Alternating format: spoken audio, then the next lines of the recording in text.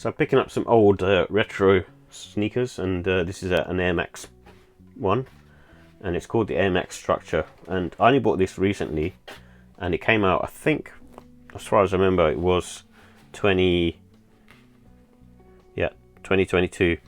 So they came out a few years back. I didn't even know at the time, and I missed out on that.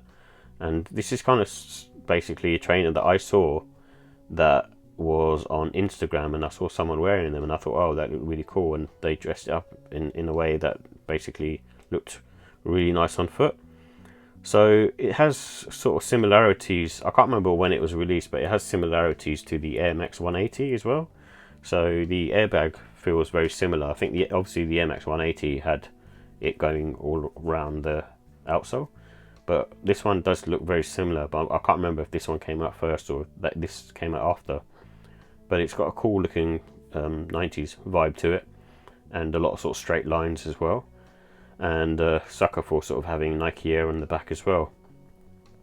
And with this colorway, it is very similar to the Air Max 180 as well. So it's got kind of the blue and this kind of pink hits at the back, and it's just a really cool sneaker, and not for everyone, I understand that. But if you're a fan of like Air Maxes in general, then there are a few models that will kind of speak to you, especially if you're a 90s kid and late 80s kid. That Air Maxes sort of speak to you. So it just depends on the model really. And with me, I'm a big fan of sort of Air Max 1s and Air Max Plus, and also sort of Air Max 180, and this one is kind of in that mold, so I definitely sort of grabbed it. And I don't remember even these coming out the first time round, so when I saw these on Instagram, just wanted to grab them, so it's really cool.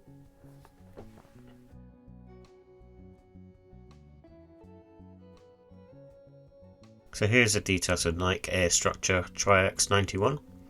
I initially thought this was an Air Max, but it doesn't seem to show Air Max on the box or online. And it comes in a metallic summit white, black and violet colorway, and it has a EVA cupsole with an airbag in the heel, and it's predominantly made of mesh uppers, and it's got sort of leather and synthetic materials going across it, the different panels, and the price was £120. So comfort and sizing, these are sort of medium to firm in my opinion. They will feel fine on foot, and they feel very much like any other kind of Air Max of that era, so slightly more comfortable than a Air Max 1, but more in tune with say an Air Max 90 I guess. And you do feel a bit of give and a bit of softness, but the airbag is mainly there for impact protection and cushioning. And because of the hard sole, they can get fatiguing after a while. And again, similar to an Air Max 1 or an Air Max 90, you do have an elevated heel, so that can cause tension on the forefoot if you're wearing them all day. And I would go sort of, you can go true to size in this, but I usually go half a size up on kind of Air Maxes, just prefer a bit more space and a bit more room, and I find the inner lining a bit thick. And I would say the sole for this isn't very good for wet conditions. It's an early sort of 90s type sneaker, and the traction isn't great. So the look and style, it's a classic design, and another one from the Nike catalogue. And they're good for sort of spring, summertime. I like the fact that they, like I said, got their weird sort of cut panels on the sneaker. It kind of gives it a different look. And these ones are sort of dressed casually, really, so they're more of a casual wear, just with shorts and that kind of stuff. And you can put in sort of the white laces that come with it, but you can also maybe try the black or even violet just to kind of match the panels. So final thoughts, I like the fact that it's got leather panels on it. They're quite good quality, and I also like the violet hits on the sneaker as well. It does give that very sort of 90s sort of vibe, and the sort of brighter colours on there as well. And I'm a sucker for the Nike Air on the heel. In terms of the cons, the price, I think at £120, that was back in 2021, so if they're probably releasing now, I'm sure they'll be the same price as an Air Max 1, which is about £145, £150. So I think even if you were sort of buying them 3 years ago, the price is a bit too high. I think I would have paid about £100 for them.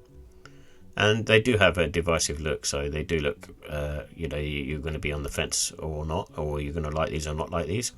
But it's all in the when you put them on foot and see how they look, really. So with the ratings, I'll give the look and style a 4 out of 5. It's a nice sneaker. I wouldn't say it's like a top of the kind of the Nike Air sneakers that are out there, but it's still a very cool looking sneaker and very different and very unique. And the comfort is just really mid. It's similar to an Air Max 1 and an Air Max 90, so you don't really get too much comfort. And the quality is, I'll give it a 4. So, because it's got kind of sort of nicer sort of leather panels on there, it does mean it's slightly better than what you normally get with this kind of trainer. And the pricing, I'll give that a 3. It's probably priced a bit too high for what it is. But overall, I think it's a solid sneaker, and I'll give it a sort of 4 out of 5. It's a nice sneaker to have, and if you can grab it, then definitely grab it.